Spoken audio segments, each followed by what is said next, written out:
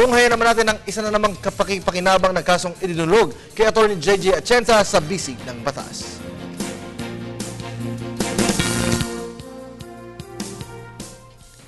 May mga nakausap po kaming mga employer na malaki ang pag-aalala dahil sa kasambahay law. Paano daw ba kung basta na lang lumayas ang kasambahay o di naman kaya ay may ginawang kalokohan laban sa kanila? Tali pa rin daw ba sila sa kontrata dito? Ano daw ang kanilang remedy?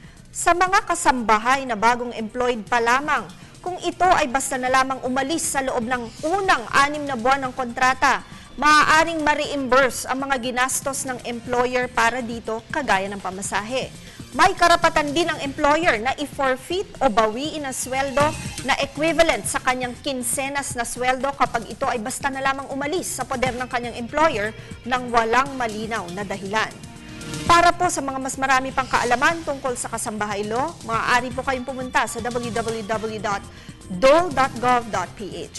Paalala lamang po na ang aming opinyon ay base sa mga detalyeng inyong ibinigay sa amin.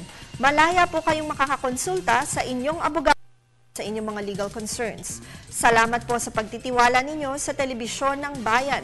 Mag-email po kayo sa ptv4newscenter@gmail.com. Attorney JJ Jimeno Atienza po, ang inyong bisig ng batas.